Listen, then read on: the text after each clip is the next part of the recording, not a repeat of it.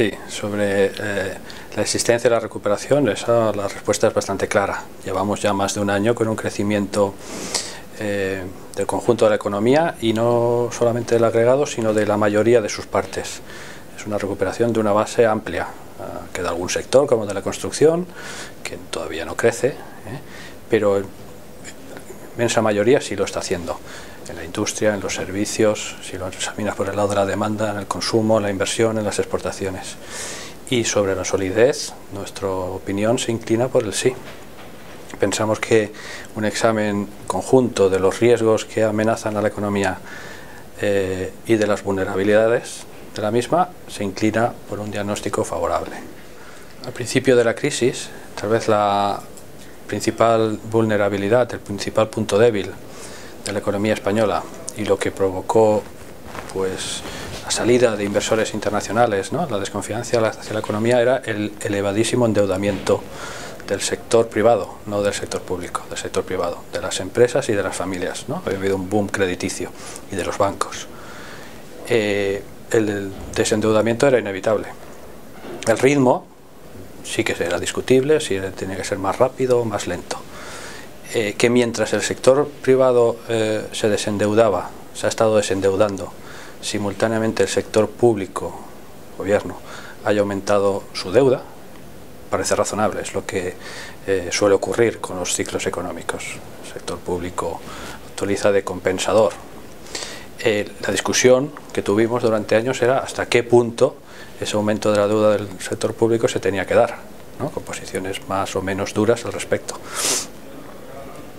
Sea como fuera lo que ha sido la historia hasta ahora, la realidad es que hoy el punto en el que nos encontramos es que el desendeudamiento del sector privado está finalizando prácticamente, queda todavía algo de esfuerzo, pero no mucho, y simultáneamente la deuda del sector público, de la deuda pública española, se ha acercado al 100%.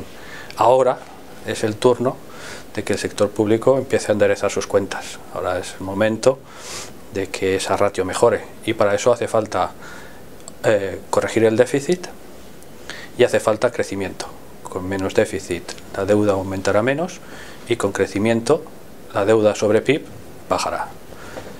Y la opinión que tenemos es que bueno, son necesarios más esfuerzos, pero hay posibilidades serias, o sea, razonables, de alcanzarlo. Esta cuestión es discutible. ¿Que han ido en la dirección correcta? Sí. Que hasta dónde han llegado depende del ámbito. Pero en general el cambio de rumbo en aspectos importantes de la estructura de la economía española, pues reconocido no ya por los economistas, sino tal vez más relevante aún por los inversores, ¿no? El retorno de los inversores internacionales en parte es ver que las medidas de reforma pues están sirviendo para corregir los puntos débiles de la economía. Y también por ejemplo, las agencias de rating, ¿no? Estamos viendo que el rating o la nota que se le da a la solvencia de la deuda española está subiendo. Al final es reflejo de una percepción de que estos cambios van en la dirección correcta.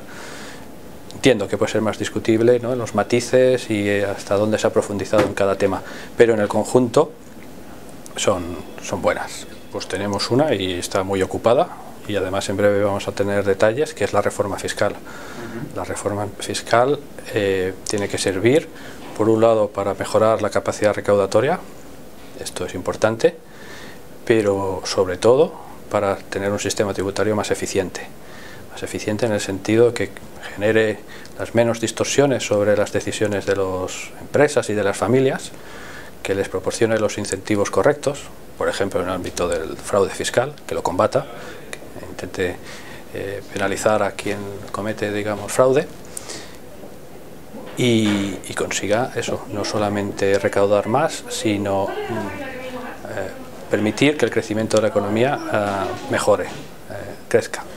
No, bueno, lo que conocemos es algún informe de la comisión de expertos, declaraciones parciales.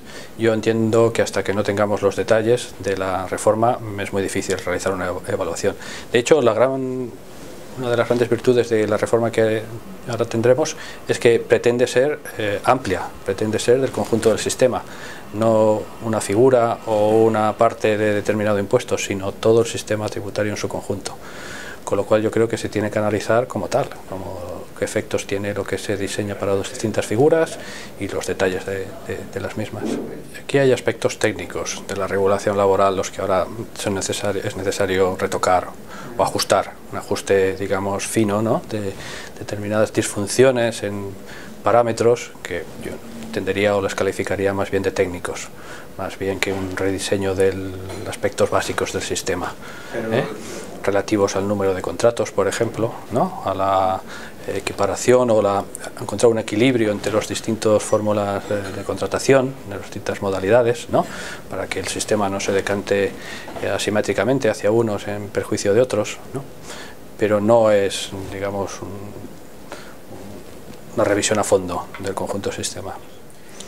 Sí, yo entiendo, que es lo que comentaba al principio, que para llegar a una respuesta a la pregunta de si la recuperación es sólida, pues nos conviene o es interesante ver, por un lado, los riesgos, qué tipo de obstáculos pueden aparecer en el camino y truncar la recuperación, y por otro lado, las vulnerabilidades, que si aparece la piedra, tropezamos con ella, pues pueden hacer que sea muy difícil volver a levantarse, ¿no?, las debilidades o vulnerabilidades de la economía.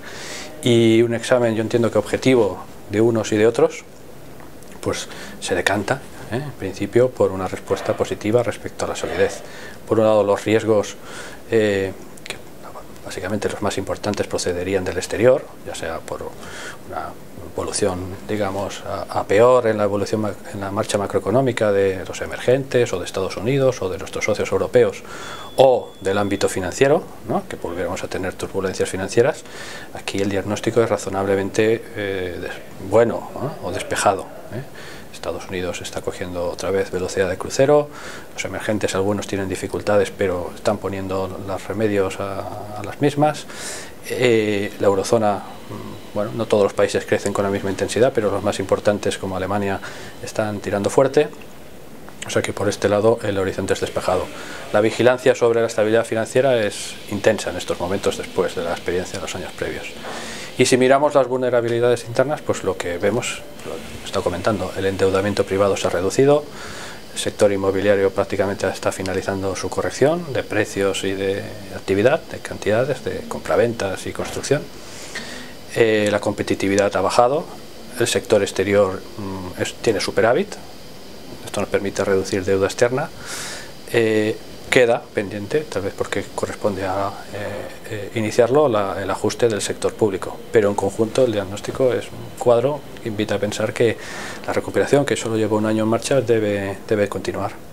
Bueno, no lo descarto, pero en cualquier caso no me parece que sea lo más relevante. Es cierto que las expectativas y la confianza son decisivas para la evolución económica, pero me parece que responde más bien a esa corrección de los desequilibrios o puntos débiles que teníamos hace 3 o 4 años que a...